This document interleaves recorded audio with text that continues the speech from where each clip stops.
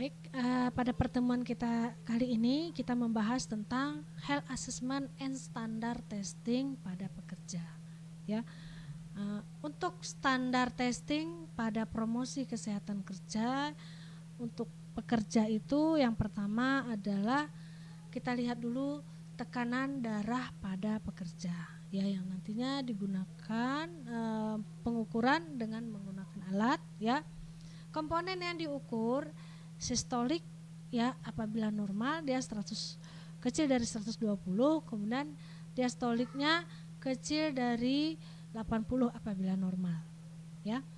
Kemudian efek peningkatan tekanan darah pada pekerja, maka pekerja akan berisiko terjadinya stroke misalnya, baik yang non hemoragis maupun yang hemoragis.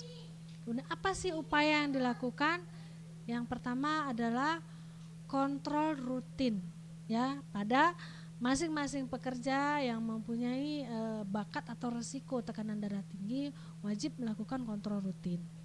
Kemudian diet, ya, diet atau makanan yang mengandung garam atau kolesterol yang tinggi harus dihindari. Kemudian istirahat yang cukup, ya. Kemudian obat, ya, apabila dia punya bakat tekanan darah tinggi maka dia harus mengkonsumsi obat, ya. Kemudian apa sih ya pengaruhnya yang mempengaruhi tekanan darah tinggi pada pekerja?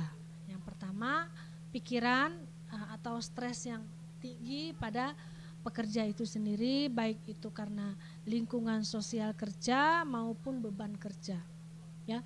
Kemudian makanan yang tidak sesuai dengan diet, ya, diet atau anjuran, misalnya garam rendah, kemudian kolesterol yang rendah. Kemudian tingkat pekerjaan, ini tingkat kesulitan pekerjaan dan pekerjaan yang disesuaikan dengan kondisi fisik. Kemudian hipertensi atau hipotensi, ya, di sini tidak terlalu memberatkan kondisi fisik, ya. Kemudian aktivitas yang tinggi, memang orang dengan kondisi hipertensi ini kondisi fisiknya mungkin biasa saja, tapi ketika dia ada serangan baru dia terasa, ya. Jadi aktivitas tinggi, tekanan darah harus normal gitu. Makanya kita perlu melakukan kalau dari mediknya nanti ada rekod medisnya terkait dengan riwayat dari masing-masing pekerja ini, ya. Ini biasanya rutin kita dilakukan oleh perusahaan untuk men-check up tekanan darah pada pekerja. Kemudian lebih cocok bidang pekerjaan yang dinamis, artinya sesuai dengan kemampuan. Kemudian di sini ada kurang larangan atau rambu-rambu yang boleh dan yang tidak boleh, atau do dan das, yang mana do dan don't, mana yang boleh dan mana yang tidak boleh dilakukan, ya. Kemudian pengaruh pikiran terhadap tekanan darah, ya. Apa sih pengaruhnya pikiran pekerja terhadap tekanan darah? Yang pertama, rangsangan, ya, misalnya dia kaget, ya, itu bisa memicu tekanan darahnya tinggi.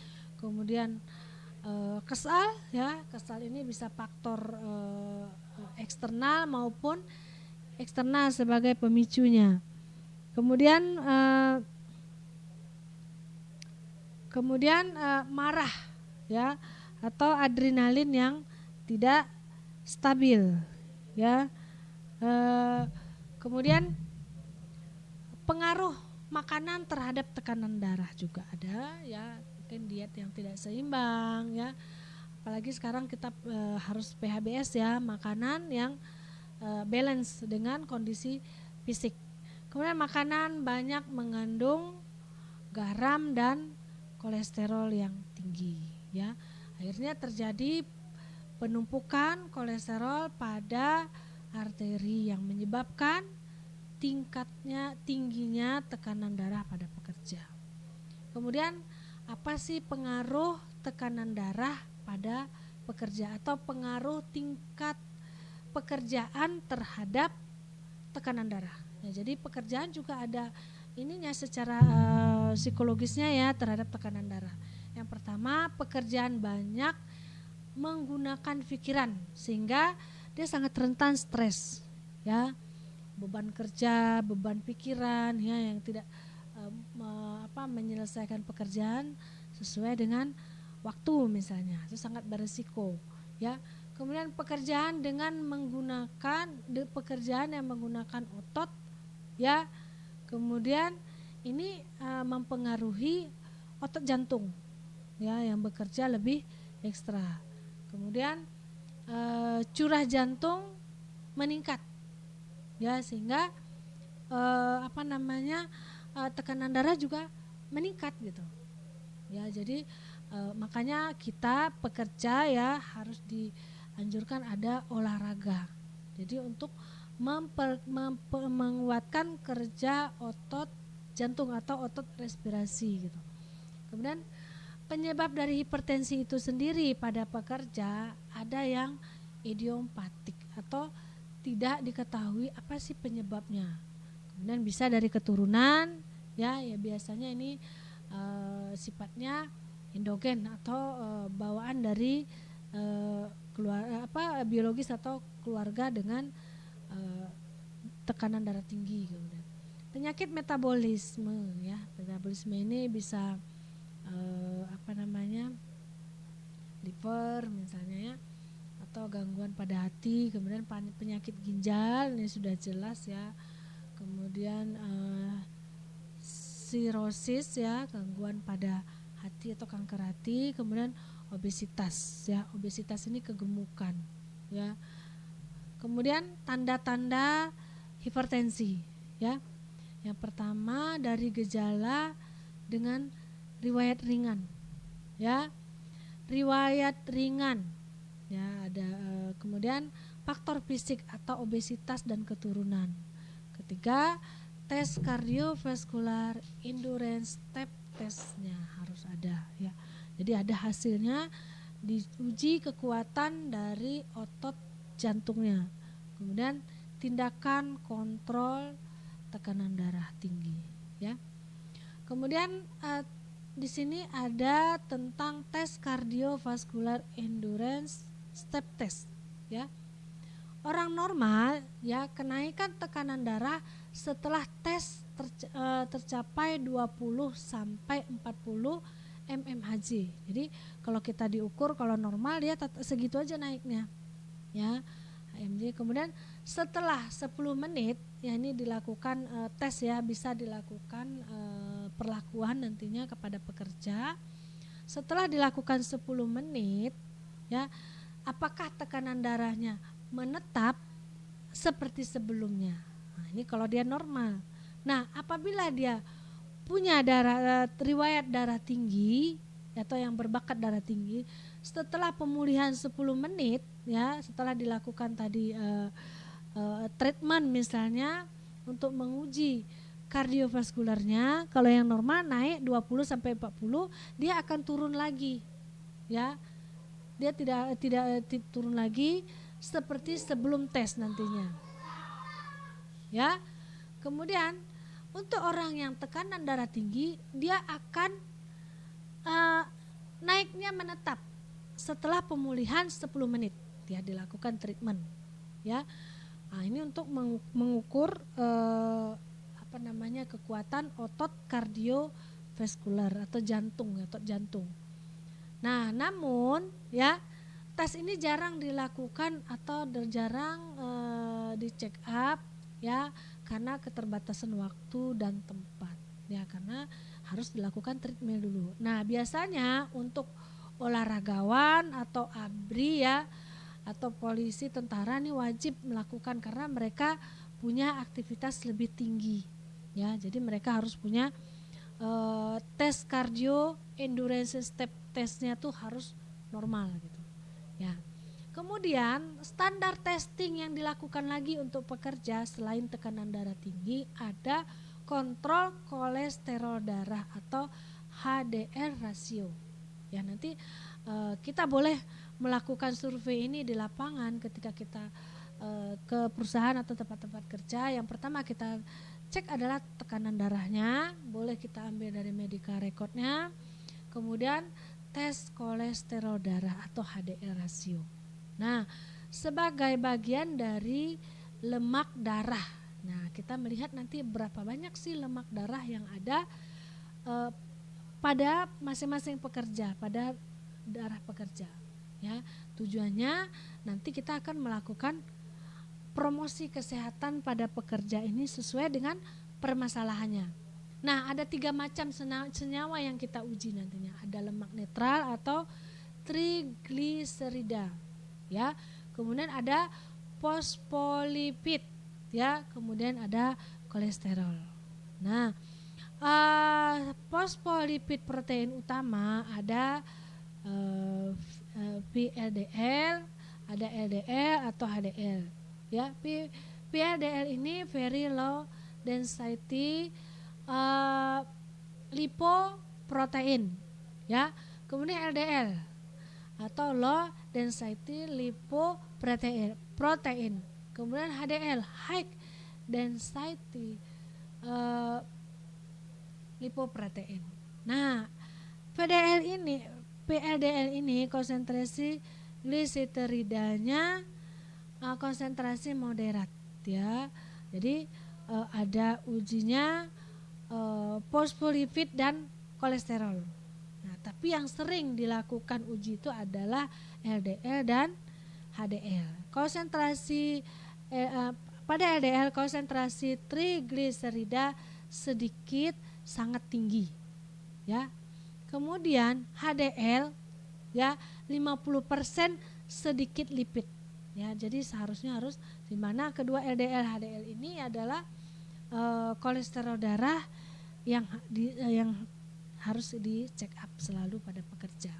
Nah, konsentrasi lipoprotein dalam darah, ya, kolesterolnya 180 mg per 100 cc plasma. Ini sebagai pengetahuan kita aja, ya.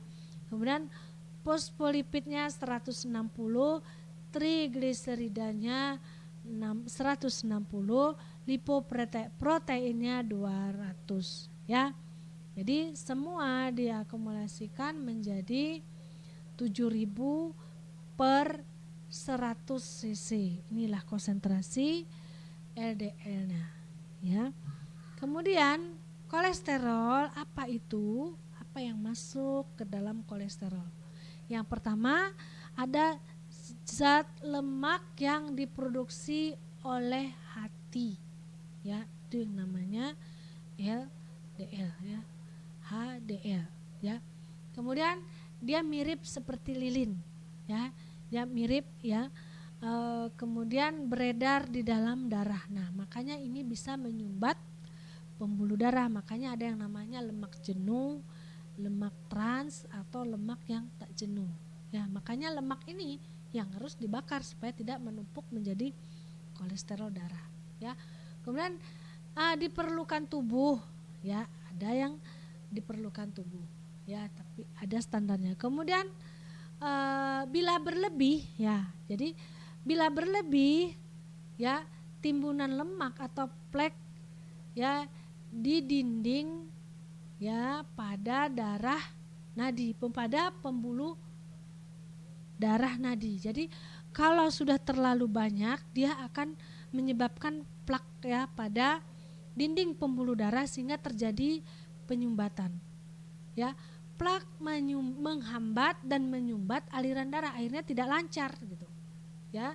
Kemudian plak di pembuluh darah menyebabkan jantung koroner, ya, sehingga bisa menyebabkan serangan jantung pada pekerja karena pompa darahnya itu dari jantung, ya, dari 4 bagian jantung itu tidak normal ke seluruh pembuluh darah. Akhirnya plak di pembuluh darah otak yang menyebabkan terjadinya resiko stroke pada pekerja. Nah, begitu bahayanya kolesterol terlalu tinggi pada darah.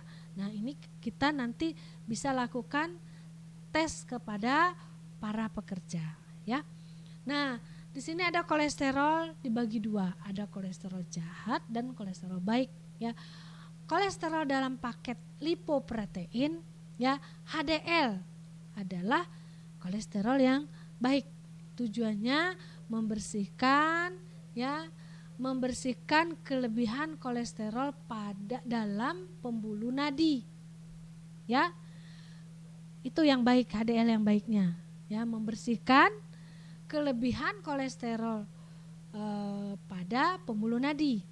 Nah, HDL yang jahatnya, HDL jahat ya, cenderung menumpuk pada pembuluh nadi. Ini yang namanya lemak trans atau lemak jenuh ya. Kemudian kolesterol ya, kolesterol Anda atau ini bisa pola makan. Apa sih yang menyebabkan kolesterol ini tidak normal? Yang pertama, pola makan yang tinggi lemak ya. Kemudian pola gerak mager, malas gerak atau malas berolahraga ya. Kalau duduk aja. Makanya sekarang ada senam di tempat kerja supaya ada pergerakan fisik atau aktivitas fisik atau pola gerak tubuh ya. Kemudian bawaan atau familial atau keturunan.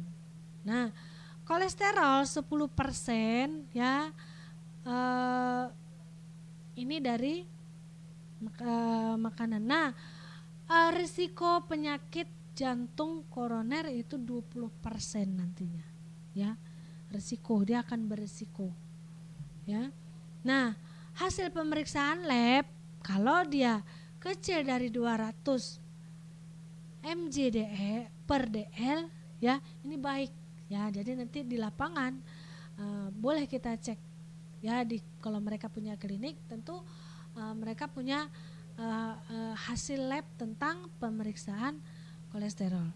Kalau 200 sampai 239 mg per dl ini merupakan batas nilai normal. NAB-nya waspada faktor resiko penyakit jantung ya. Kemudian lebih dari 240 mg per dl ya, ini sangat tinggi sekali ya. Wajib check up ke dokter, kemudian olahraga teratur sesuai dengan kondisi fisik ya. Pola makan sehat dan pola hidup yang sehat. Pola makan di sini artinya diet yang baik ya, rendah kolesterol, rendah garam ya.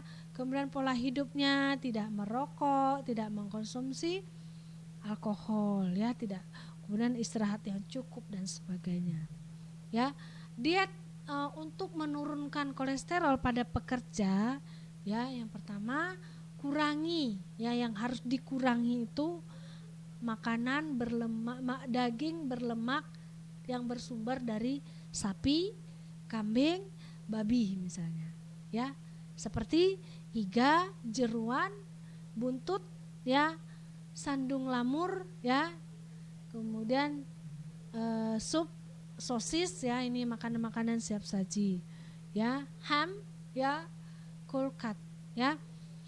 Nah, susu full cream ya, krim, yogurt dan sebagainya itu adalah makanan-makanan yang mengandung kolesterol ya.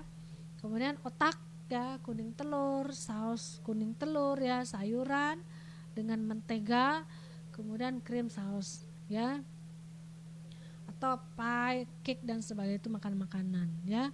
Kemudian kurangi juga mentega, minyak kelapa atau sawit, santan, lemak babi dan sapi. Ini diet untuk menurunkan kolesterol. Kalau mereka sudah ada indikasi kolesterolnya di atas 200 ya. Kemudian apalagi di atas 240 gitu. Nah, kemudian diet yang dianjurkan untuk menurunkan kolesterol. Nah, yang tadi ada diet yang dilarang, ini ada diet yang dianjurkan untuk menurunkan ya. Yang pertama sayur dan buah-buahan. Jadi ya PHBS juga.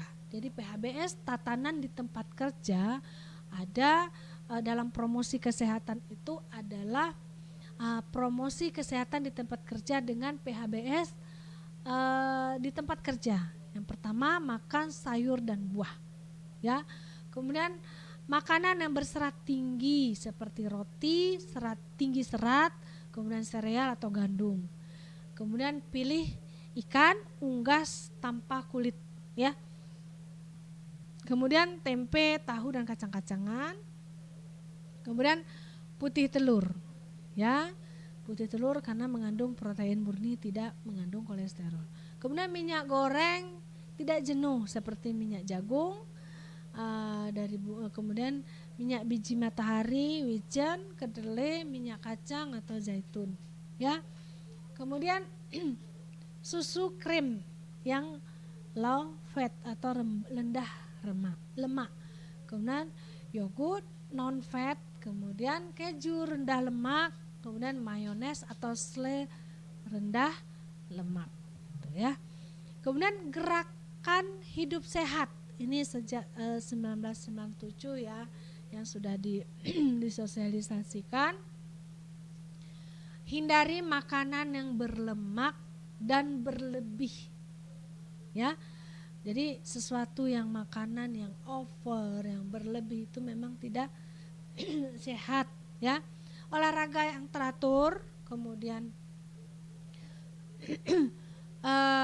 tidak merokok, ya. Kemudian kelola stres dengan bijak, ya, untuk memperkecil resiko terjadinya stroke, ya. Pemeliharaan keharmonisan rumah tangga untuk mencegah HIV/AIDS, ya. Oke, terima kasih nih materi. Nah, dalam promosi kesehatan kerja, ya, ada 2 standar yang kita tes nantinya, kita lihat nantinya pada pekerja. Yang pertama ada tekanan darahnya, berkala nggak tidak dilakukan kepada pekerjanya. Kemudian tes kolesterol darah pada pekerja, karena 2 item ini sangat menentukan mereka itu sehat atau tidak saat mereka bekerja. Apabila ini loss control, maka resiko-resikonya salah satunya adalah penyakit jantung, kemudian atau PJK atau stroke, ya. Nah, apabila ini terjadi, maka pekerja akan tidak produktif. Nah, promosi apa yang kita lakukan? Yang pertama, untuk mengurangi resiko darah tinggi, ya, dengan pola makan yang sehat, ya, olahraga, istirahat yang cukup. Nah, untuk menurunkan kolesterol itu hindari makanan-makanan yang berlemak tinggi. Nah, dianjurkan, ya, makan makanan sayur, buah, tidak merokok, tidak mengkonsumsi alkohol, dan selalu berpikiran positif. Nah, ini yang kita sosialisasikan kepada pekerja, salah satu bentuk promosi kesehatan kerja kepada para pekerja, baik di sektor informal maupun sektor formal, ya, sesuai dengan jenis pekerjaannya masing-masing. Oke, terima kasih, semoga bermanfaat.